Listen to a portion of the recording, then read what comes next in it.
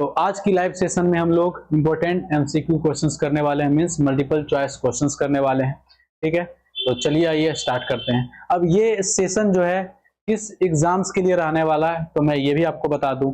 ये जो सेशन है आपकी PGI-MER पैरामेडिकल्स के लिए रहने वाला है, UPSMFAC पैरामेडिकल्स और नर्सिंग के लिए रहने वाला है, JCECEB मींस झारखंड नर्सिंग और पैरामेडिकल्स के लिए रहने वाला है, और उसके साथ साथ आपका चाहे आप BCECEB मींस बिहार नर्सिंग और पैरामेडिकल्स की प्रिपरेशन करना चाह रहे हो मींस 2027 के लिए, तो वैसे स्टूडेंट्स भी क्वेश्चंस बना सकते हैं, वैसे स्टूडेंट्स भी इस वीडियो को देख सकते हैं, इस लाइव सेशन से जुड़ सकते हैं। चाहे आप एम्स नर्सिंग की प्रिपरेशन कर रहे हो मींस 2027 में आप अपीयर होने वाले हो, ठीक है, चाहे आप RUHS राजस्थान से हो मींस इंडिया के किसी भी स्टेट नर्सिंग और पैरामेडिकल्स की एग्जाम्स की प्रिपरेशन अगर आप कर रहे हो तो इस सेशन से आप जुड़ सकते हो और सवाल लगा सकते हो। ठीक है, तो चलिए आइए स्टार्ट करते हैं बिना टाइम गवाए हुए।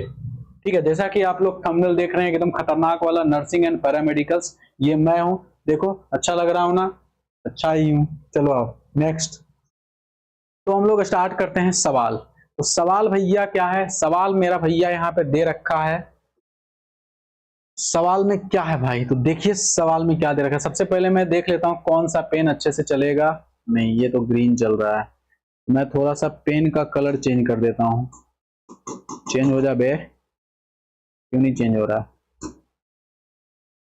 चेंज नहीं हो रहा है जी, अरे चेंज हो जा भाई। नहीं, व्हाट हेल। चलो ठीक है, इसे यही कलर पसंद है, जो जिसे पसंद है उसी का यूज करते हैं। ठीक है, तो चलिए आइए। तो फर्स्ट सवाल आपके स्क्रीन पे दे रखा है, SI यूनिट ऑफ फोर्स। ठीक है, बल का SI मात्रक क्या होगा, और मैं आपको बता दूं कि मैं इंग्लिश और हिंदी दोनों लैंग्वेज का यूज करूंगा। ठीक है, एक बार मैं इंग्लिश पढ़ूंगा, एक बार मैं हिंदी पढ़ूंगा, तो जो इंग्लिश वाले बच्चे हैं वो इंग्लिश में पढ़ लेंगे एंड जो हिंदी वाले बच्चे हैं वो हिंदी में कर लेंगे, मीन्स इंग्लिश हिंदी दोनों चलेगा, किसी प्रकार की प्रॉब्लम नहीं। ठीक है, मीन्स ये हो जाएगा तुम्हारा इंग्लिश, क्या हो जाएगा, HINGLISH, इंग्लिश मतलब हिंदी और इंग्लिश बोथ। ठीक है, तो SI unit of force, force की SI यूनिट क्या होगी, बल का SI मात्रक क्या होता है, तो सारे लोग जानते हैं क्या होता है, हमारे न्यूटन चाचा। ठीक है, तो न्यूटन होगा बल का SI मात्रक। जूल किसका होता है भाई साहब, तो मैं सारे ऑप्शंस को भी लेके चलूंगा साथ में। ठीक है, तो जूल किसका होता है भाई साहब, तो जूल होती है आपकी एनर्जी जिसको तुम ऊर्जा बोल देते हो, या वर्क जिसको तुम कार्य बोल देते हो हिंदी में। ठीक है, वाट किसका होता है, तो वाट होता है तुम्हारा पावर शक्ति का, किसका होता है, पावर शक्ति का होता है। ठीक है, वाट।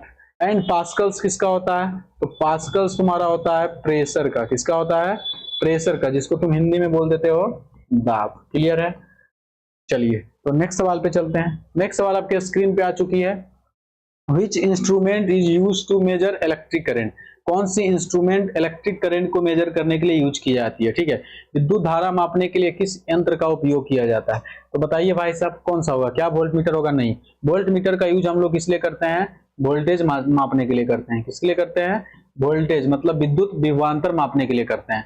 एमीटर, हाँ एमीटर का यूज हम लोग किस लिए करते हैं, विद्युत धारा मींस इलेक्ट्रिक करंट मेजर करने के लिए करते हैं। गैल्वेनोमीटर की अगर बात की जाए तो तुम्हारी गैल्वेनोमीटर का यूज हम लोग क्या करते हैं, गैल्वेनोमीटर का यूज हम लोग करंट को डिटेक्ट करने के लिए करते हैं। किस लिए करते हैं, करंट को डिटेक्ट करने के लिए, करंट मेजर करने के लिए यूज नहीं किया जाता है गैल्वेनोमीटर का। अगर करंट मेजर करने के लिए यूज किया भी जाता है तो स्मॉल करंट को मेजर करता है। ठीक है, बड़े लॉन्ग करंट को मींस लार्ज करंट को, लॉन्ग नहीं लार्ज करंट को गैल्वेनोमीटर कभी मेजर नहीं कर सकता है, क्योंकि अगर लार्ज करंट इससे पास होगी ये क्या हो जाएगा, मर जाएगा, मींस डिस्ट्रॉय हो जाएगा, खत्म हो जाएगा, डैमेज हो जाएगा। ठीक है, चलिए आइए। पोटेंशियोमीटर का यूज किस लिए करते हैं, तो पोटेंशियोमीटर का यूज हम लोग वोल्टेज मेजर करने के लिए ही करते हैं, लेकिन एक्यूरेट वोल्टेज मेजर करने के लिए करते हैं। किस लिए करते हैं, एक्यूरेट वोल्टेज मेजर करने के लिए करते हैं। तो बोलेगा सर भाई साहब वोल्ट मीटर भी वोल्टेज मेजर कर रहा है, पोटेंशियोमीटर भी वोल्टेज मेजर कर रहा है, तो पोटेंशियोमीटर एक्यूरेट वोल्टेज मेजर करने के लिए यूज किया जाता है, जबकि वोल्ट मीटर जो है ये एक्यूरेट वोल्टेज मेजर नहीं करता है। ये क्या है, नॉर्मल वोल्टेज को मेजर करता है, लेकिन एक्यूरेट अगर चाहिए तुम्हें 100% सही वोल्टेज चाहिए, वो कौन करेगा, पोटेंशियोमीटर करेगा। ठीक है, तो इस सवाल का करेक्ट आंसर तुम्हारा बी होगा, लेकिन बाकी ऑप्शंस भी मैंने क्या की, क्लियर कर दी। ठीक है, चलिए आइए। तो नेक्स्ट सवाल है आपका भाई साहब न्यूमेरिकल्स। ठीक है, अब न्यूमेरिकल्स आ गए हैं, अब बहुत सारे स्टूडेंट्स तो भाई साहब देखकर ही डर जाते हैं न्यूमेरिकल्स को। ठीक है, उनकी जान निकल जाती है। चलिए तो अगर आप लोग वीडियो को देख पा रहे हैं, ठीक है, इस सेशन से अगर जुड़ पा रहे हैं या जुड़े हुए हैं तो वीडियो को लाइक कर दो, चैनल को सब्सक्राइब कर देना अगर चैनल पे नए आए हो तो, ठीक है, और शेयर करना बिल्कुल भी मत भूलना। चलिए आइए, तो नेक्स्ट सवाल है, a body covers 150 meter in 30 second, its average speed is, ठीक है, तो यहाँ पे एक वस्तु है जो कि 30 सेकेंड में 150 मीटर की दूरी तय करती है, तो उसकी औसत चाल क्या होगी। तो देखो एवरेज स्पीड का फॉर्मूला क्या होता है, तो एवरेज स्पीड का फॉर्मूला होता है, औसत चाल का फॉर्मूला होता है टोटल डिस्टेंस, मतलब कुल दूरी बाय कुल समय, ये फॉर्मूला होता है। तो टोटल डिस्टेंस यहाँ पे कितना है 150 मीटर, तो यहाँ पे 150 लिखेंगे, एंड टोटल टाइम इस कुल समय कितनी है 30 सेकेंड। यहाँ से 0 मर गया, 0 मर गया, 3 से 15 कितने बार में मर गया 5 बार में, तो यहाँ से तुम्हारा आंसर क्या आ जाएगा 5 मीटर पर सेकेंड। क्लियर है। अब देखो आप लोग थोड़ा ध्यान रखना कि थोड़ी थोड़ी आवाज जो है इधर उधर की आएगी, ठीक है, तो ऐसा माहौल मतलब थोड़ा सा मिक का है ये, तो ऐसा माहौल में अगर तुम पढ़ोगे तो आपकी कंसंट्रेशन ज्यादा होगी। समझ में आ रहा है कि नहीं, क्योंकि आप एग्जामिनेशन हॉल में बैठोगे तो कभी आपके पास कोई आएगा साइन लेने के लिए, कोई थंब लेने के लिए आएगा, ठीक है, बहुत सारे स्टूडेंट्स होंगे अगल बगल देख रहे होंगे, इसलिए ऐसा माहौल है तो कोई दिक्कत नहीं है, आप ऐसे माहौल में ढलने की कोशिश करो। और मैं थोड़ा सा एक बार देख लेता हूँ कहीं कोई प्रॉब्लम्स तो नहीं है। चलिए आइए, थोड़ा सा मुझे ये कुछ, हाँ सही है, सारा कुछ सही है हम लोग का। चलिए बहुत बढ़िया, ठीक है, हम लोग आगे बढ़ते हैं। नेक्स्ट सवाल पे हम लोग चलते हैं। तो नेक्स्ट सवाल आपके स्क्रीन पे आ चुका है, which of the following is a vector quantity, निम्नलिखित में से कौन सी सदिश राशि है। तो बताइए जी, क्या डिस्टेंस वेक्टर क्वांटिटी है? नहीं, डिस्टेंस क्या है, दूरी तुम्हारी स्केलर क्वांटिटी है। क्यों? क्योंकि इसके पास ओनली एंड ओनली मैग्नीट्यूड होती है, डायरेक्शंस नहीं होती है। स्पीड ये भी तुम्हारी स्केलर क्वांटिटी है, क्योंकि स्पीड तो भाई साहब डिस्टेंस से ही डिफाइन होता है, तो स्पीड भी तुम्हारी क्या है स्केलर, इसके पास ही मैग्नीट्यूड है, सिर्फ डायरेक्शन नहीं है। टाइम तो भाई साहब स्केलर है, टाइम के पास कभी डायरेक्शन होगा, कभी नहीं हो सकता है। वेलोसिटी, हाँ वेलोसिटी एक ऐसी क्वांटिटी है जो वेक्टर क्वांटिटी है, मीन सदिश राशि है, इसके पास भाई साहब मैग्नीट्यूडमा भी है और इसके पास डायरेक्शनमा भी है, दोनों चीज है, ठीक है, इसलिए ये वेलोसिटी वेक्टर क्वांटिटी होगी। मैं तुम्हें बता दूं कि वेक्टर क्वांटिटी वह क्वांटिटी होती है, सदिश राशि वह राशि होती है जिसके पास मैग्नीट्यूड भी हो, डायरेक्शन भी हो, मींस परिमाण भी हो और दिशा भी हो, ठीक है। तो मैं सारी चीजें बताते जा रहा हूं ताकि हिंदी और इंग्लिश वाले बच्चे दोनों का क्लियर होते जाए। Next, the value of acceleration due to gravity on earth is nearly, ठीक है, अर्थ मतलब अर्थ नियरली का मतलब है अर्थ के सरफेस पे, ठीक है, पृथ्वी पर गुरुत्वीय त्वरण का मान लगभग होता है, कितना होता है जी, तो 9.8 मीटर पर सेकेंड होता है, ठीक है। लेकिन अगर क्या है अप्रोक्स, इसको हम लोग अप्रोक्स मान के चलते हैं, 10 मीटर पर सेकेंड स्क्वायर भी मान के चलते हैं, ठीक है। तो सवाल में अगर कुछ नहीं लिखा है तो 9.8 मीटर पर सेकेंड यूज करोगे, और अगर लिखा है कि हाँ 10 मीटर पर सेकेंड यूज करना है तो 10 मीटर पर सेकेंड यूज करोगे, ठीक है। सवाल के अकॉर्डिंग हम लोग चलेंगे।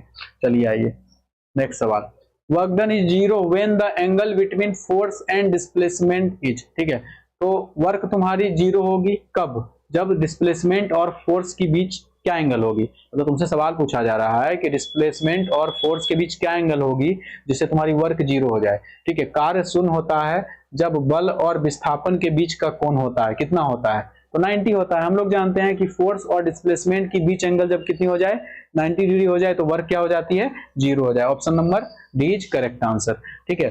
क्या मैं इसकी पिक्चर बनाऊं, तो चलो मैं पिक्चर बना देता हूं। जैसे कि मान लो कोई एम मास का ऑब्जेक्ट है, इस पे इस डायरेक्शन में मान लो ये डिस्प्लेस कर रहा है, ठीक है, इस डायरेक्शन में डिस्प्लेस कर रहा है, ऊपर भी कर सकता है, ठीक है, इस डायरेक्शन में ये डिस्प्लेस कर रहा है और इस पे फोर्स लग रही है ऊपर की ओर या फोर्स लग रही है नीचे की ओर, ऊपर या नीचे लगे दोनों केस में क्या होगा, एंगल 90 बनेगा। एंगल क्या बनेगा, 90 ही बनेगा, ठीक है। अगर तुम ऊपर ले जाना चाहते हो तो फोर्स ऊपर लगाओगे, अगर बॉडी को ऊपर से नीचे छोड़ रहे हो तो नीचे ग्रेविटेशनल फोर्स लगेगी, ठीक है, तो नीचे फोर्स लगेगी ग्रेविटेशनल फोर्स, इसके वजह से नीचे आएगा, तो ग्रेविटेशनल फोर्स डिस्प्लेसमेंट के बीच का एंगल 90, मतलब ऑब्जेक्ट तुम्हारी डिस्प्लेस इधर हो रही है, ठीक है, ऑब्जेक्ट डिस्प्लेस इधर हो रही है और फोर्स लग रही है नीचे के mg और एक फोर्स लग रहा है ऊपर F, इस दोनों फोर्स के वजह से फोर्स और डिस्प्लेसमेंट के बीच की जो एंगल बन रही है वो 90 बन रही है, और एंगल 90 बनेगी तो वर्क तुम्हारी क्या हो जाएगी, जीरो। क्यों? क्योंकि वर्क का तुम फॉर्मूला होता है, देखो मैं इसको थोड़ा डिटेल में ही कर देता हूँ, एफ एस कॉस थीटा, ये फॉर्मूला होता है, जहां थीटा क्या होता है, थीटा होता है फोर्स और डिस्प्लेसमेंट के बीच बनने वाला एंगल, तो फोर्स और डिस्प्लेसमेंट के बीच एंगल बन रहा है 90, तो cos 90 की वैल्यू क्या होती है, zero,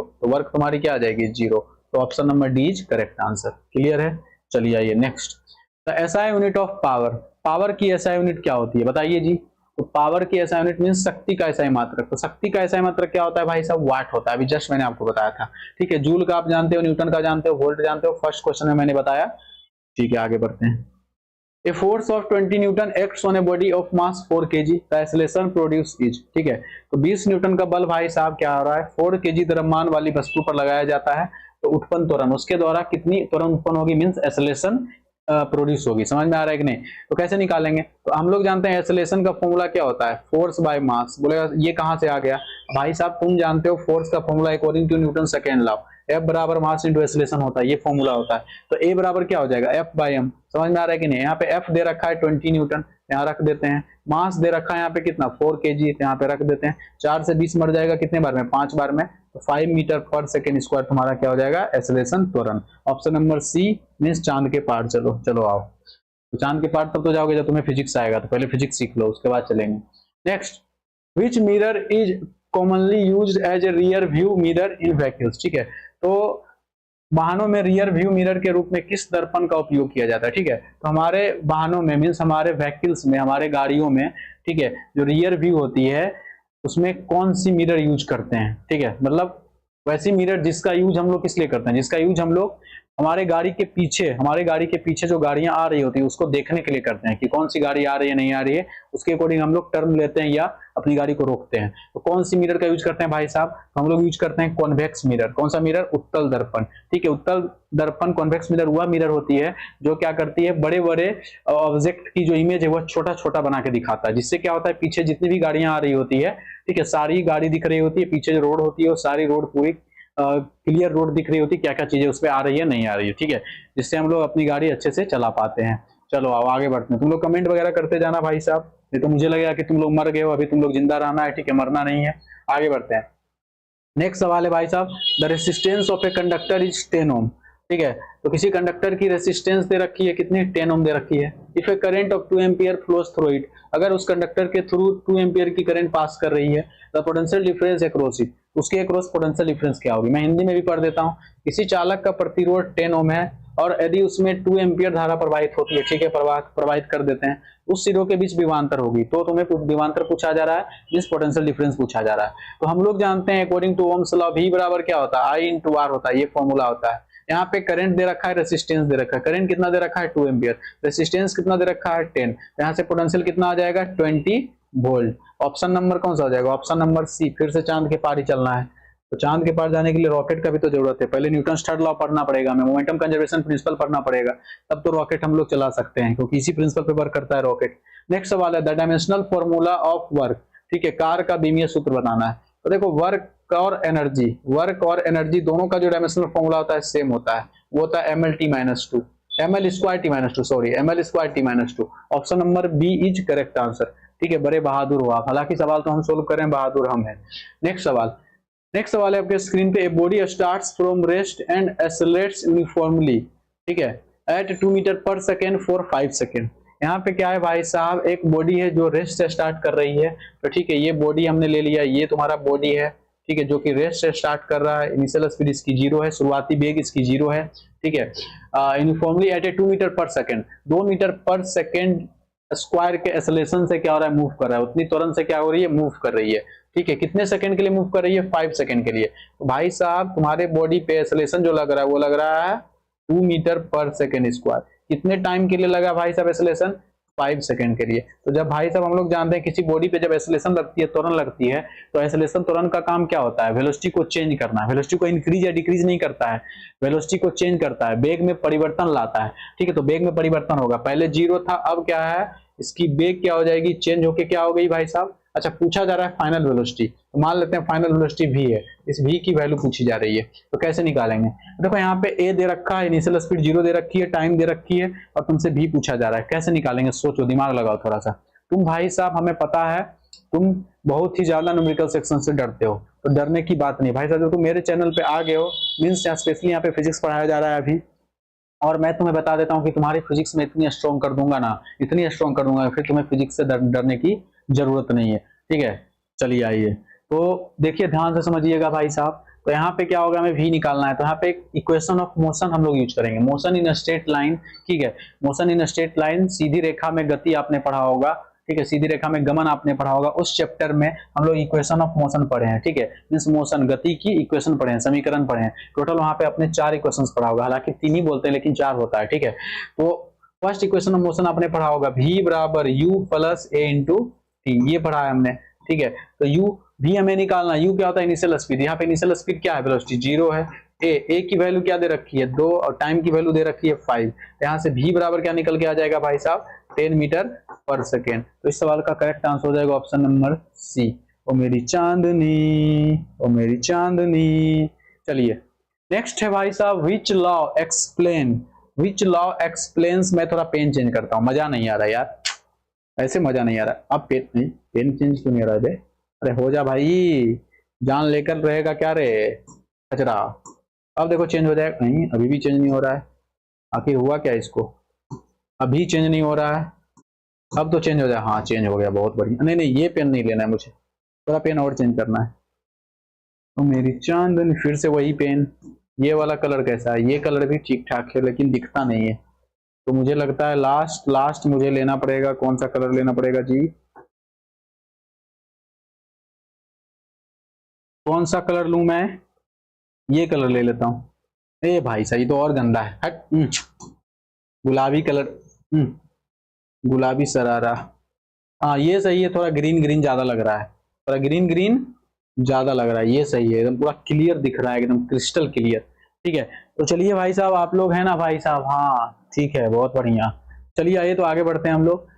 which law explains the working of rocket, ठीक है, कौन सी लॉ जो है, which law explains the working of a rocket, तो working of a rocket, rocket की वर्किंग कौन सी लॉ एक्सप्लेन करती है, रॉकेट का कार्य, ठीक है, रॉकेट के कार्य करने का सिद्धांत किस नियम पर आधारित है, बताइए जी। अभी जस्ट मैं रॉकेट की बात कर रहा था, क्या मैं बोल रहा था मैं मोमेंटम कंजर्वेशन प्रिंसिपल, संवेग संरक्षण का सिद्धांत पे वर्क करती है। फिर मैं क्या बोल रहा था, मैं बोल रहा था न्यूटन्स थर्ड लॉ बोल रहा था। देखो तो ऑप्शन में से कोई है दोनों में से, न्यूटन्स थर्ड लॉ दिख रहा है, न्यूटन्स थर्ड लॉ कहाँ गया जी, option number C Newton's third law दिख रहा है। तो न्यूटन का तृतीय नियम पे तुम्हारी रॉकेट वर्क करती है, ठीक है, उसकी कार्य सिद्धांत होती है। और उसके साथ साथ तुम क्या बोलोगे, इसके साथ साथ तुम बोलोगे मोमेंटम कंजर्वेशन प्रिंसिपल पे भी वर्क करती है, मोमेंटम कंजर्वेशन प्रिंसिपल भी यहाँ पे वर्क कर रही होती है, ठीक है, संवेग संरक्षण सिद्धांत भी यहाँ पे वर्क कर रही होती है। क्लियर है। चलिए ये क्या हो गया है आखिर यूट्यूब को भाई साहब, एक भी व्यू नहीं आ रहा है सही से, बताओ, मैं लाइव हूँ, कोई तो देख सकता है, यूट्यूब वाले लगता है, यूट्यूब वाले का लगता है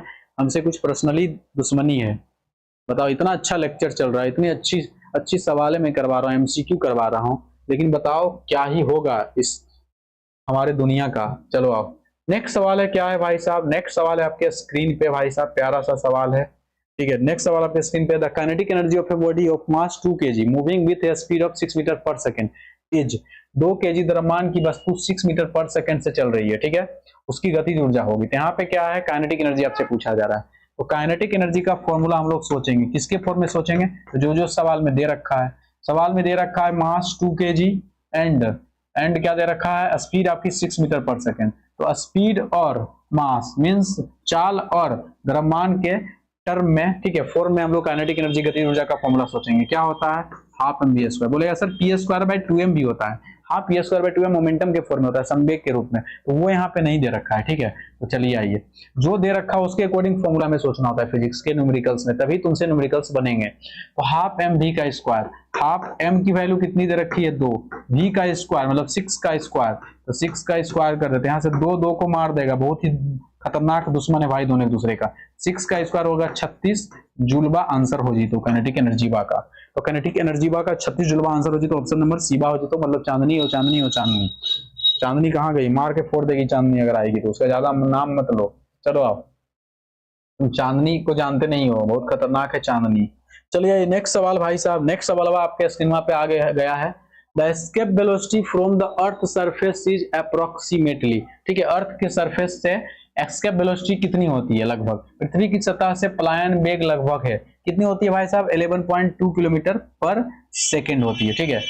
पलायन वेग का मतलब भाई साहब पलायन कर जाना, मतलब वापस अर्थ पे नहीं आना। वैसी वेलोसिटी, जिस वेलोसिटी से अगर किसी ऑब्जेक्ट को आप थ्रो करते हो वो वापस क्या होता है, अर्थ के, क्या पीपी तीटा रख, देखो तो पीपी का आवाज आ रहा होगा, ठीक है। तो क्या होता है कि मेरी जो मेरा जो घर है, ठीक है ना, वो थोड़ा सा मतलब थोड़ा सा रोड के किनारे, मतलब वो वाला रोड नहीं है, मतलब ज्यादा बिजी रोड नहीं है, लेकिन है कुछ कुछ गाड़ियां आती है बिना मतलब का सिटी मार रहा है, टी टी टी, फिजिक्स पढ़ा ही है साला, समझ में आ रहा है कि नहीं, पता नहीं है साउंड की डेसिबल, साउंड क्या होती है नहीं होती है, साउंड पोल्यूशन कर रहा है, चलो, उसे पता नहीं है कि कोई बालक जो है फिजिक्स की क्लास ले रहा है, फ्यूचर बना रहा है किसी का, किसी को कॉलेज में भेज रहा है, ठीक है, नर्सिंग की कॉलेज में, पैरामेडिकल्स के लिए, एम्स जैसे बड़े बड़े इंस्टीट्यूट में भेज रहा है, बताओ फिजिक्स पढ़ाकर, लेकिन समझ ही नहीं रहा है, साउंड पोल्यूशन किए जा रहा है, ठीक है। तो क्या है ना, देखो क्या है ना कि ऐसे लोगों को क्या है कि 11.2 किलोमीटर पर सेकेंड के स्पीड से क्या है, अर्थ से बाहर फेंक देना चाहिए, बाहर आएगा नहीं, फिर उसके बाद टीटा करते रहेगा अंतरिक्ष में, वहां से तो साउंड आएगा नहीं यहाँ पे, क्योंकि साउंड को ट्रेवल करने के लिए मीडियम चाहिए,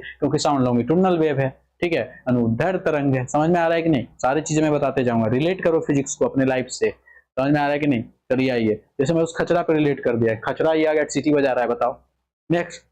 नेक्स्ट सवाल है 17 नंबर सवाल, 16 नंबर सवाल क्या कह रहा है भैया मेरे? तो 16 नंबर सवाल कह रहा है which process occurs at constant temperature. तो कौन सी प्रोसेस जो है वह कांस्टेंट टेम्परेचर पे होती है, कौन सी प्रक्रिया, ठीक है, क्या हो गया बे, कौन सी प्रक्रिया जो है आपकी अस्थिर ताप पर होती है? बताइए जी, कौन सी प्रक्रिया आपकी अस्थिर ताप पे होती है? क्या आइडियाबैटिक होता है? नहीं। आइडियाबैटिक क्या होता है भाई साहब? आइडियाबैटिक में आपका हीट कांस्टेंट होता है। क्या कांस्टेंट होता है? हीट लॉस जीरो होती है, हीट आपकी कांस्टेंट होती है। उष्मा क्या होती है? आपकी नियत होती है, उष्मा आपकी अचर होती है, चेंज नहीं होती है। आइसोकोरिक प्रोसेस में तुम्हारा क्या होता है जी? आइसोकोरिक प्रोसेस में आपकी वॉल्यूम कांस्टेंट होती है, मतलब आयतन कांस्टेंट होता है, ठीक है। तो ये भी नहीं होगा, यहाँ पे टेम्परेचर की बात की जा रही है। आइसोथर्मल प्रोसेस, हाँ, आइसोथर्मल एक प्रोसेस एक ऐसा प्रोसेस होता है जिसमें आपकी टेम्परेचर क्या होती है? कांस्टेंट होती है, ठीक है। यही सवाल का आंसर हो जाएगा, आपकी तापमान कांस्टेंट होती है। आइसोबारिक प्रोसेस वह प्रोसेस होता है जिसमें आपकी प्रेशर कांस्टेंट होती है। क्या कांस्टेंट होती है? प्रेशरवा आपकी कांस्टेंट होती है। प्रेशरवा मतलब दाब नियत होता है। तो याद रखना, ये सब सवाल पूछे जाते हैं। तो ऑप्शन नंबर सी सवाल का करेक्ट आंसर हो जाएगा, at constant temperature isothermal process ही होगा, समतापी, ठीक है, समतापी प्रक्रिया ही होगी। क्लियर है? चलिए नेक्स्ट सवाल पे चलते हैं हम लोग, प्यारा सा सवाल है भाई साहब। नेक्स्ट सवाल है ऐसा यूनिट ऑफ इलेक्ट्रिक चार्ज। क्या ये सवाल करना पड़ेगा? सवाल को करने की जरूरत है? नहीं। विद्युत आवेश का एसआई मात्रक इलेक्ट्रिक चार्ज की एसआई यूनिट क्या होती है? क्या होती है भाई साहब? कूलम होगी, हमारे कूलम चाचा। ओम किसकी एसआई यूनिट होती है? तो ओम आपकी होती है रेसिस्टेंस की, प्रतिरोध की, जिसको हिंदी में क्या बोल देते हैं हम लोग? प्रतिरोध, ठीक है। देखो मुझे हिंदी भी लिखने आता है अच्छे से।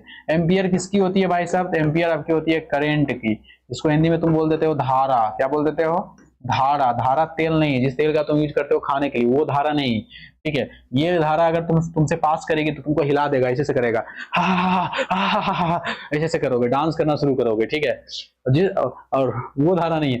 वोल्ट तो तुम जानते हो पोटेंशियल डिफरेंस का होता है, विद्युत विभवीय अंतर का होता है, ये तो मैं ऑलरेडी बता चुका हूँ। तो चलिए भाई साहब नेक्स्ट क्वेश्चन पे चलते हैं। नेक्स्ट क्वेश्चन तुम्हारी क्या है भाई साहब? A resistor of 12 ohm is connected across a 24 volt battery, ठीक है। तो तुमसे पूछा जा रहा है करंट। यहाँ पे क्या है? एक रेसिस्टर है जो कि 12 ओम की है, ठीक है, मींस एक प्रतिरोध है जो कि 12 ओम की है, जिसे क्या है 24 वोल्ट की एक बैटरी से जोड़ा गया, कनेक्ट किया गया है। उसमें प्रवाहित धारा होगी, करंट क्या होगी, ठीक है। तो हम लोग जानते हैं आई बराबर क्या है, करंट पूछा जा रहा है तो V बाय R होगा। क्यों फॉर्मूला ये यूज किया, I equal V by R? बोलोगे भाई साहब आई का तो बहुत सारा फॉर्मूला, यही फॉर्मूला आप क्यों यूज किया? क्योंकि भैया मेरे यहाँ पे वोल्टेज दे रखा है और रेसिस्टेंस दे रखा है, तो जो सवाल में दे रखा होगा उसके अकॉर्डिंग ही तो चलना होगा मेरे भाई। यहाँ से 12 दूना 24, यहाँ से क्या आ जाएगा 2 एम्पियर, हमारे एम्पियर चचा, प्यारे चचा, लव यू चचा। Option number c is correct answer, ठीक है। चांद के पार चलो, तो चलो चलते हैं। मेरी मिक वर्क कर रही है, बहुत अच्छा कर रही है। अगर आप चैनल पे विजिट कर रहे हो तो चैनल को भाई साहब सब्सक्राइब कर लेना, ठीक है, और वीडियो को लाइक कर ही देना। नहीं करोगे तो भाई साहब शराप लगेगा, मैं पहले ही बता दे रहा हूँ। नेक्स्ट सवाल है magnetic field lines never intersect because. पूछा जा रहा है मैग्नेटिक फील्ड लाइंस कभी भी इंटरसेक्ट नहीं होती है, ठीक है। चुंबकीय क्षेत्र रेखाएं कभी एक दूसरे को नहीं काटती है, क्यों? ऐसा क्यों होता है बताइए? देखो मैग्नेटिक फील्ड क्या है? एक वेक्टर क्वांटिटी है। चुंबकीय क्षेत्र क्या है? सदिश राशि है।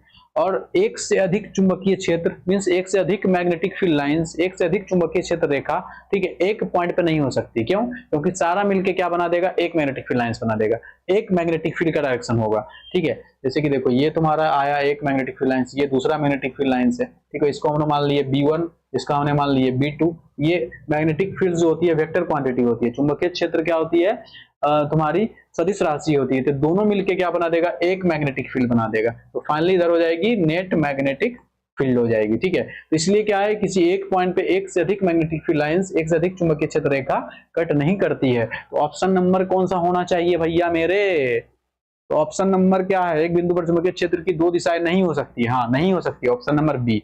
ठीक है, two directions of the magnetic field can not exist at one point. ठीक है, एक पॉइंट पे दो या दो से अधिक मैग्नेटिक फील्ड लाइंस की डायरेक्शन एग्जिस्ट नहीं कर सकती है, क्योंकि सारा मिलके क्या बना देगा, एक बना देगा। समझ में आ रहा है कि नहीं, दो दिल एक जान, जैसे तुम लोग बन जाते हो, दो दिल एक जान, समझ में आ रहा है कि नहीं, वैसे ही। चलिए चलिए चलिए, तो आगे बढ़िए।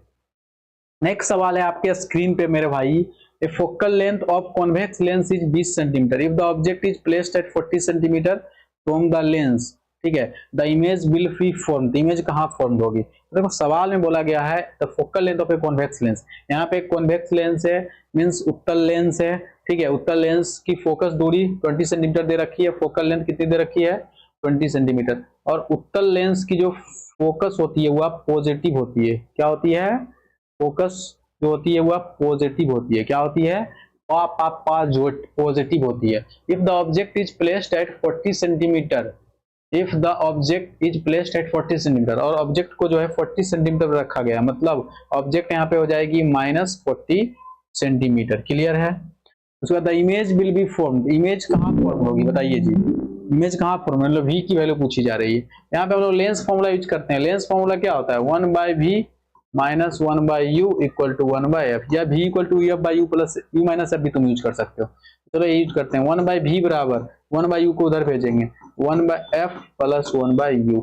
देखते हैं सवाल का आंसर सही आता है कि नहीं, क्यों, क्योंकि देखो क्या होता है ना कि जो लेंस के सवाल होते हैं, मिरर के जो सवाल होते हैं, मींस लाइट चैप्टर के जो सवाल होते हैं, वो डिपेंड करता है तुम्हारा साइन पे। अगर साइन तुमने सही लिया तो आंसर तुम्हारा सही आएगा। तो देखते हैं हम लोग की आंसर सही आता है, बोलेगा सर साइन आपने तो सही लिया होगा, हो जाता है कभी कभी, लेकिन देखते हैं। चलिए आइए, 1/f की वैल्यू 20 सेंटीमीटर है। अच्छा यहाँ हाँ प्लस 1/u, u तुम्हारा क्या है, निगेटिव। फिर से देखो टी करना शुरू कर दिया, दिमाग है ही नहीं सबके पास, बकलेल सब। 1/20 एकदम बकलेल है, प्लस माइनस माइनस, पता नहीं क्या खा के सब आया है दुनिया में। चलो यहाँ से 1/v बराबर हो जाएगा, यहाँ से 20-40 के एलसीएम अगर हम लोग लेंगे तो 40 हो जाएगा, 20 से 2 बार में, एंड तुम्हारा 40 एक बार में, तो 1/v बराबर हो जाएगा 1/40। यहाँ से v बराबर क्या हो जाएगा ब्रो, 40 सेंटीमीटर। मीन्स तुम्हारी जो आंसर आई वो सही आंसर आई है। और वो आंसर क्या आई, जो तुम्हारी इमेज बनेगी, तुम्हारी जो प्रतिबिंब बनेगी कॉन्वेक्स लेंस में, ठीक है, उत्तल लेंस में, वह 40 सेंटीमीटर बनेगी। किधर बनेगी, 40 सेंटीमीटर पे। जैसे ये तुम्हारा लेंस है और ये तुम्हारा प्रिंसिपल एक्सिस है, अगर ये तुम्हारा ऑब्जेक्ट है तो इमेज तुम्हारा इधर बनेगा। ठीक है, कितने डिस्टेंस पे, 40 सेंटीमीटर पे बनेगा, दूसरी साइड बनेगा 40 centimetre on the other side, दूसरी ओर 40 सेंटीमीटर पे बनेगा। ऑप्शन नंबर सी फिर से तुम्हारा करेक्ट आंसर। क्लियर है, तो क्लियर है, बहुत बढ़िया। What is hello, oh what a hello, रुक जाओ, बैटरी मेरी लो हो गई डिवाइस की। हाँ अब सही है, चलो आप भाई साहब, अभी तुम्हारी लाइव स्ट्रीमिंग हो जाती यार, बताओ, फिर तुम नाराज हो जाते, फिर गाली देते, लेकिन ऐसा हम होने नहीं देंगे। ठीक है, तुम लोग बहुत ही अच्छे स्टूडेंट्स हो। तो देखो यहाँ पे क्या हो गया था, अचानक से मेरी डिवाइस की बैटरी लो हो गई। तो भाई वो देखे भाई मैसेज आया, कहाँ से, किसका मैसेज आ गया, कहीं उसका तो मैसेज नहीं आ गया। लेकिन नहीं वो मैसेज क्यों करेगा यार, उसको तो हम भूल चुके हैं कभी। ठीक है, तो वो तो मैसेज करेगा नहीं, समझ में आ रहा है कि नहीं। तो फिर देखा भाई सब मैसेज क्या था, तो मैसेज था कि तुम्हारी बैटरी, तुम्हारी डिवाइस की जो बैटरी वो लो हो चुकी है, उसको चार्ज कीजिए, उसको खाना दीजिए। तो हमने कनेक्ट कर दिया। ठीक है, मैं कनेक्ट करना भूल गया था उस समय, चलिए कोई बात नहीं। नेक्स्ट, और भाई सामने रखा हुआ है तो मुझे पता भी चल गया, अगर नीचे रखा हुआ रहता तो पता भी नहीं चलता। आगे बढ़ते हैं, नेक्स्ट सवाल। ये सवाल का आंसर भाई क्लियर है। नेक्स्ट सवाल आपके स्क्रीन पे आ चुकी है, the time period of a simple pendulum depends upon. ठीक है, तो सिंपल पेंडुलम की जो टाइम पीरियड होती है वो किस पे डिपेंड करती है, मैं इधर ही ठीक हूँ। ठीक है, लेफ्ट राइट करने से फायदा नहीं है, तो ध्यान से समझिएगा। तो किसी सिंपल पेंडुलम की सरल लोलक का जो आवर्तकाल है वह किस पर निर्भर करता है, किस पे करता है। देखो सिंपल पेंडुलम का जो टाइम पीरियड होता है, ये तुम्हारे पास सिंपल पेंडुलम है। ठीक है, सिंपल सा पेंडुलम ऐसे तो तुम करते रहते हो, समझ में आ रहा है कि नहीं। तो सिंपल पेंडुलम की टाइम पीरियड का फॉर्मूला हम लोग जानते हैं। अगर मान लो इस पेंडुलम की लेंथ L है, इस पेंडुलम की स्ट्रिंग की लेंथ L है, तो फॉर्मूला होगा 2π√L/g, ये फॉर्मूला होगा। ठीक है, होगा। तो टाइम पीरियड किस किस पे डिपेंड कर रहा है, देखो जी, टाइम पीरियड लेंथ पे डिपेंड कर रहा है, और टाइम पीरियड किस पे डिपेंड करेगा, जी पे। जैसे से आपकी लेंथ बढ़ेगी टाइम पीरियड भी बढ़ेगी। क्यों बढ़ेगी, क्योंकि टाइम पीरियड लेंथ के डायरेक्टली प्रोपोर्शनल है, अनुक्रमानुपाती होती है। जैसे तुम उसके डायरेक्टली प्रोपोर्शनल हो, ठीक है, वो जैसे करेगी तुम भी वैसे करोगे। ठीक है, समझ में आ रहा है कि नहीं। वो मैसेज करेगी तुम तुरंत मैसेज का रिप्लाई दोगे। ठीक है, डायरेक्टली प्रोपोर्शनल। और मतलब कि वही टाइम पीरियड जो है जी के इनवर्सली प्रोपोर्शनल होगा, मतलब जी की वैल्यू बढ़ेगी तो टाइम पीरियड घटेगा, जी की वैल्यू घटेगी तो टाइम पीरियड बढ़ेगा। समझ में आ रहा है ना? ठीक है, तो वो जो है वो इनवर्सली प्रोपोर्शनल है, तुम्हारी वाली जो है वो इनवर्सली प्रोपोर्शनल है। क्यों इनवर्सली प्रोपोर्शनल है भाई साहब? ठीक है, तुम मैसेज करोगे तो जानबूझ के वो सीन नहीं करेगी, रिप्लाई नहीं करेगी, कुछ टाइम के बाद रिप्लाई करेगी। लेकिन तुम डायरेक्टली प्रोपोर्शनल, जैसे ही मैसेज करेगी तुम भी कर दोगे, वो एक मैसेज करेगी तुम भी एक मैसेज कर दोगे। कभी कभी तुम थोड़ा सा तुम्हारा डायरेक्टली प्रोपोर्शनल बढ़ भी जाता है, वो एक करेगी तुम 5 कर दोगे, यही सब दिक्कत है। चलो ये सब नहीं करना है। तो कौन सा ऑप्शन होगा भाई साहब? किस किस फैक्टर पे डिपेंड कर रहा है? लेंथ पे और जी पे। कौन सा ऑप्शन देखो तो? Length of the pendulum, mass of the pendulum नहीं, बॉब के मास पे डिपेंड कर रहा है, गोले के द्रव्यमान पर। मास यहाँ पे कहीं बात हुई, मास इसके पास होगा ठीक है, लेकिन मास पे डिपेंड नहीं करेगा क्योंकि फॉर्मूला में मास नहीं है। मतलब तुम्हें ऐसे सोचना है, तुम्हें ऐसे सोचना है, तुम्हें क्या है फॉर्मूला लिखना, लिख के उसमें देखना है कि कौन कौन सा क्वांटिटी है वहां पे, कौन कौन सी क्वांटिटी है उसी पे डिपेंड करेगी, अदरवाइज नहीं करेगी। क्लियर है? लेंथ ऑफ द पेंडुलम, हाँ लेंथ पे डिपेंड करेगी, लेंथ है। और लेंथ पे कैसे डिपेंड करेगी? डायरेक्टली करेगी, directly proportional, directly proportional. Shape of the Bob, Bob के शेप पे नहीं भाई साहब, बॉब का शेप तुम कैसे भी रख दो उससे कोई फर्क नहीं पड़ता है। समझ में आ रहा है कि नहीं? इस पे नहीं करेगी। मटेरियल ऑफ द बॉब, किस मटेरियल का बना है, क्या फर्क पड़ता है? क्या फर्क पड़ता है? कोई फर्क नहीं पड़ता है। क्या फर्क पड़ता है यार? तुम्हें कोई गाली दे रहा है, तुम्हारी कोई निंदा कर रहा है, ठीक है, तुम जब सक्सेसफुल हो जाओगे, तुम्हें तुम्हारी जो ड्रीम कॉलेज है तुम्हें वो कॉलेज मिल जाएगा, वहां से तुम तुम्हारी जो ड्रीम कोर्स है वो तुम कोर्स करोगे, उसके बाद तुम्हारी जो लाइफ है वो सेट हो जाएगी। समझ में आ रहा है कि तुम अच्छे पैसे कमाने लग जाओगे। क्या फर्क पड़ता है कोई कौन बोल रहा है? समझ में आ रहा है कि नहीं? क्या क्या बोल रहा है, नहीं बोल रहा है, कुछ फर्क नहीं पड़ता है। चलिए आइए, फर्क पड़ता तो सिर्फ है अपने कैरियर में जितना जल्दी तुम सेट हो जाओ, ठीक है, तुम्हारी जो ड्रीम है उस ड्रीम को तुम कंप्लीट करो। चलिए आइए, नेक्स्ट सवाल है मेरे स्क्रीन पे bro, the SI unit of frequency. तो फ्रीक्वेंसी की एसआई यूनिट क्या होगी? आवृत्ति का एसआई मात्रक क्या होता है? तो क्या होता है भाई साहब? आवृत्ति का एसआई मात्रक तुम्हारा हर्ट्ज होता है, तुम्हारा जो हर्ट है, ठीक है। जूल, वाट और पास्कल की मैं पहले ही बात कर रखा हूँ, ठीक है। वाट तो भाई साहब तुम्हारी लाइफ में वाट लगने वाला, अगर तुम अच्छे से पढ़ाई नहीं करोगे, एमसीक्यूज नहीं करोगे, अच्छे से प्रिपरेशन नहीं करोगे, तो तुम्हारा भाई साहब वाट लगने वाला है, ये तो तुम जान लो। नेक्स्ट सवाल है भाई साहब तुम्हारे स्क्रीन पे प्यारा सा, फिर से न्यूमेरिकल से। टू चार्ज ऑफ, मैं इधर आ जाता हूँ, two charge of +2 microcoulomb and +3 microcoulomb are separated by a distance of 1 meter. यहाँ पे क्या है भाई साहब? दो चार्ज है, 2 माइक्रोकूलम एंड एक है तुम्हारा 3 माइक्रोकूलम, जो कि कितना डिस्टेंस से सेपरेट है? 1 मीटर के डिस्टेंस से सेपरेट है, ठीक है। The electrostatics force between them is nearly, इस दोनों चार्ज के बीच लगने वाली जो फोर्स होगी, ठीक है, सबसे पहले फोर्स कैसा होगा? ये भी प्लस है, ये भी प्लस है, तो पक्का है रिपल्सिव फोर्स होगा। कैसा फोर्स होगा? रिपल्सिव फोर्स होगा, प्रतिकर्षित बल होगा। कैसा बल होगा? प्रतिकर्षित, मतलब एक दूसरे में प्रतिकर्षण होगा, दोनों एक दूसरे से दूर जाएंगे, जुदा हो रहे हैं, ब्रेकअप हो गया दोनों में। जैसे तुम्हारी लड़ाई हो जाती है, मैसेज आना बंद हो जाता है, ठीक है, हालांकि तुम तो मैसेज करते हो वो नहीं करती है, ठीक है, या वो करती है तो फिर तुम नहीं करते, मतलब दोनों में लड़ाई होती है। यहाँ पे बोला गया +2 माइक्रोकूलम तथा +3 माइक्रोकूलम के दो आवेश 1 मीटर की दूरी पर रखे हैं, बहुत अच्छा। उनके बीच लगने वाला वैद्युत बल लगभग होगा, उनके बीच लगने वाला जो फोर्स होगा वैद्युत बल क्या होगा? Electrostatics force. हम लोग जानते हैं according to Coulomb's law, Coulomb चाचा के लॉ के अनुसार, जब किसी दो चार्ज को किसी डिस्टेंस से, किसी दूरी से सेपरेट करते हुए रखते हैं, तो दोनों चार्ज के बीच, आवेश के बीच क्या लगता है? बल लगता है, फोर्स लगता है। और उसका फोर्स का फॉर्मूला क्या होता है? K Q1 Q2 by R का स्क्वायर। K की वैल्यू होगा 9 × 10⁹ Q1 Q2 का वैल्यू, Q1 2 माइक्रोकूलम, 3 माइक्रोकूलम, तो 2 × 10⁻6। माइक्रोकूलम को कूलम में चेंज करेंगे, 1 माइक्रोकूलम बराबर होता है 10⁻6, 1 माइक्रो बराबर होता है 10⁻6, तो इंटू 3 माइक्रोकूलम 3 × 10⁻6 बाय R का स्क्वायर, 1 का स्क्वायर 1 ही हो जाएगा। यहाँ से कैलकुलेट करेंगे तो करते हैं, 9 दूना 18, 18 तिया 54 इंटू 10⁻9 × 10⁻6 × 10⁻6, 10⁻6 10⁻6 होके 10⁻12 हो जाएगा, 9 में से 10⁻12 हो जाएगा, 10⁻3 हो जाएगा। इसी को तुम आगे बढ़ाओगे तो आगे बढ़ाने से क्या होगा भैया? तो 54/10⁻3 को नीचे लाएंगे तो 1000 हो जाएगा। 1000 से तुम 54 को डिवाइड करोगे 0.054 न्यूटन। आंसर आई जेतो भैया, ऑप्शन नंबर सी हो जेतो रे भाई साहब, मजाक लो रे। चलो चलिए नेक्स्ट सवाल पे हम लोग चलते हैं। नेक्स्ट सवाल आपके स्क्रीन पे आ चुकी है। Which of the following materials is the best conductor of electricity? ठीक है, निम्न में से विद्युत का सबसे अच्छा चालक कौन है? बताइए जी। ठीक है, बेस्ट कंडक्टर ऑफ इलेक्ट्रिसिटी कौन सी मटेरियल होगी, रबर होगी? नहीं भाई, रबर का यूज तो हम लोग इलेक्ट्रिसिटी से बचने के लिए करते हैं, ठीक है। बड़े बड़े जो तुम देखते हो, बड़े बड़े जो वायर्स होती हैं, ठीक है, बड़े बड़े वायर्स होती है ना, ऊपर से भाई साहब हजार हजार वोल्ट का, 1-1 लाख वोल्ट का, 33,000 वोल्ट का जो वायर गया होता है, तो वहां पे जो वर्क करने वाले जो मजदूर होते हैं, लेबर होते हैं, वो क्या करते हैं, वो रबर का पहने होते हैं, ग्लव्स वगैरह, देखना सारा कुछ पहने होते हैं, वो पकड़ के, या तुम्हारे घर के अगल बगल ट्रांसफार्मर वगैरह जो कुछ हो जाती है तो बिजली विभाग वाले आते हैं, वो रबर के दस्ताने पहने होते हैं, ठीक है। वो उस दस्ताने का यूज करके क्या करते हैं, इलेक्ट्रिसिटी को टच करते हैं, मतलब लाइन आते हुए उसको टच कर सकते हैं, तुम्हें कुछ नहीं होगा, क्योंकि रबर क्या होता है भाई साहब, इंसुलेटर होता है, इसकी इलेक्ट्रिसिटी जो होती है ऊपर ही फैल जाती है, अंदर नहीं जाएगी। समझ में आ रहा है? अंदर नहीं जाएगा तो तुम्हारा हाथ बच जाएगा, उसका तुम करोगे झिंगा लाला झिंगा लाला। देखो भाई साहब, थोड़ी सी पुअर क्वालिटी हो रही है, कोई बात नहीं, तुम लोग यहीं पे रहना, ठीक है। कभी कभी प्रॉब्लम्स आ जाती है तो थोड़ा सा आगे पीछे कर लेना, हो जाएगा। अब ग्लास भी थोड़ा इंसुलेटर होता है। कॉपर हाँ, कॉपर तुम्हारी क्या होती है, गुड कंडक्टर ऑफ इलेक्ट्रिसिटी होती है। प्लास्टिक भी तुम्हारा इंसुलेटर ही होता है, ठीक है। A 6 watt electric bulb is operated for 5 hour. यहाँ पे देखो क्या है, एक 6 वाट का बल्ब है, क्या हो गया बे, इधर आइए। एक 6 वाट का जो है बल्ब है तुम्हारे पास, जो कि 5 आवर के लिए ऑपरेट किया जा रहा है, मतलब 5 घंटे के लिए तुम यूज कर रहे हो, ठीक है।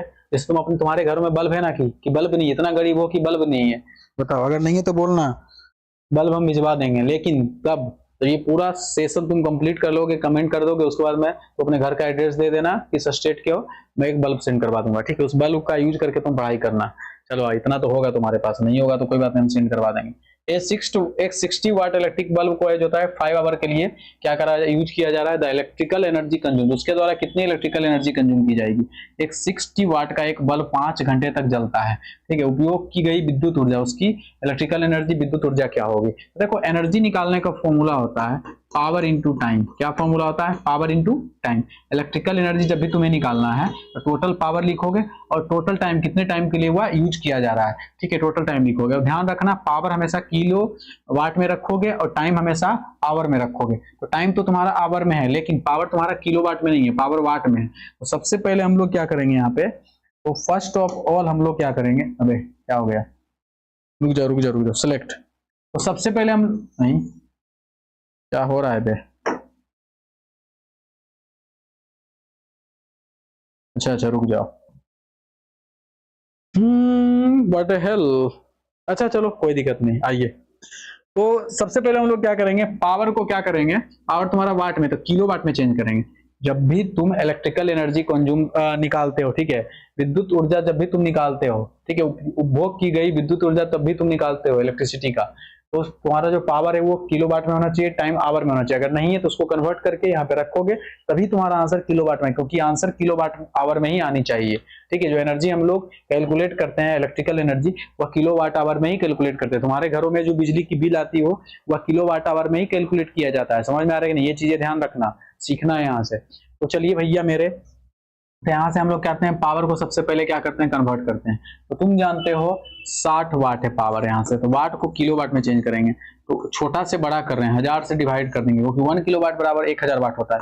1000 से डिवाइड, एक शून्य खत्म, यहाँ से 6 बाई क्या आ जाएगा, 100 किलो वाट आ गया। बोले सर 100 से 6 को डिवाइड कर दें, क्यों करेंगे, अभी देखते हैं यहाँ पे कुछ कट उठ हो जाता है तो करेंगे लास्ट, ठीक है। यहाँ पे करके टाइम वेस्ट करने का जरूरत नहीं है। तो 6/100 किलो वाट तुम्हारा पावर आ गया, 6/100 किलो वाट तुम्हारा यहाँ से पावर आ गया, इनटू टाइम। टाइम तो तुम्हारा आवर में दे रखा है, अगर नहीं रहता तो आवर में कन्वर्ट करते हैं। 5 से तुम्हारा 100 कटेगा कितने बार में जी, 20 हो जाएगा। 6 3 दूना 6, 10 दूना 20, 10 से 3 तुम्हारा कटेगा, तो 10 से तुम्हारा 3 हो जाएगा, 0.3 किलो वाट आवर आंसर, ठीक है। 10 से भी तुम्हें 3 डिवाइड करने नहीं आ रहा है तो कुछ नहीं करना है, ठीक है। अपने मम्मी के पास एक बेलन लेके जाना है, छोलनी लेकर जाना है, ठीक है, और दे देना है। बोला मम्मी देखो हमें से भी ये सब आता नहीं है, मम्मी कहेगी अच्छा ठीक है बेटा इधर आओ, इतना तुम्हें हम पढ़ा लिखा रहे हैं, इतने पैसे खर्च कर रहे हैं, तुम्हारे फिजिक्स के सर इतने अच्छे पढ़ा रहे हैं, बताओ इतना मेहनत कर रहे हैं, लाइव आ रहे हैं, फिर भी तुम नहीं पढ़ते हो। मार बेलना, ले बेलना की ले छोलनी की दे छोलनी, उसके बाद देखो तुम पढ़ना शुरू कर दोगे। समझ में आ रहा है कि नहीं, तुम्हें कैलकुलेशन वगैरह आनी शुरू हो जाएगी। 0.3 kilo watt hour, option number c is correct answer. तो 25 नंबर सवाल हो गया भाई साहब। नेक्स्ट हम लोग चलते हैं। नेक्स्ट सवाल है भाई साहब आपके स्क्रीन पे नेक्स्ट सवाल है ब्रो। नेक्स्ट सवाल क्या बोला गया है, तो नेक्स्ट सवाल आपके स्क्रीन पे, the magnetic field around straight current carrying conductor, ठीक है, धारा वहन करने वाली सीधे चालक के चारों ओर चुंबकीय क्षेत्र क्या होती है। इसी देखो हिंदी में यहाँ पे क्या है, तुम फंस जाओगे थोड़ा सा इंग्लिश वर्ड ही ज्यादा यूज करो, ज्यादा ठीक रहेगा। यहाँ पे मैं इस सवाल की बात कर रहा हूँ। यहाँ पे क्या है, एक स्ट्रेट करंट कैरिंग वायर है, स्ट्रेट वायर है, सीधी वायर, जिसमें मान लो कोई करंट पास कर रही है। ठीक है, यहाँ पे करंट के बारे में बोला नहीं गया, मान लेते हैं क्योंकि मुझे एक्सप्लेन करना है, समझाना है। ठीक है, तो तुमसे पूछा जा रहा है उसके चारों ओर जो चुंबकीय क्षेत्र होगी, जो मैग्नेटिक फील्ड होगी, वो उसका शेप कैसा होगा, सर्कुलर होगा, इलेक्ट्रिकल स्ट्रेट कैसा होगा। हम लोग जानते हैं किसी स्ट्रेट करंट कैरिंग वायर के चारों ओर जो मैग्नेटिक फील्ड लाइंस होती है वो कैसी होती है, सर्कुलर होती है। जैसे तुम उसके चारों ओर चक्कर लगाते हो, ठीक है, जैसे तुम उसके घर के चारों ओर चक्कर लगाते हो, उसके चारों ओर चक्कर लगाते हो, उसकी जो टाइमिंग होती है, ठीक है, उसको तुम फॉलो करते हो कि कब उससे बात हो। वैसे ही क्या होता है, मैग्नेटिक फील्ड लाइंस भी किसी स्ट्रेट करंट कैरिंग वायर के कारण क्या होता है, चारों ओर सर्कुलर पाथ पे मूव करती है। Means option number A is correct answer, वृत्ताकार सर्कुलर पाथ। नेक्स्ट सवाल है, नेक्स्ट सवाल तुम्हारे स्क्रीन पे आ चुका है। Electromagnetic induction was discovered by, ठीक है, विद्युत चुंबकीय प्रेरण की खोज किसने की थी, कौन किया था बताओ जी, कौन सा साइंटिस्ट ऐसा था।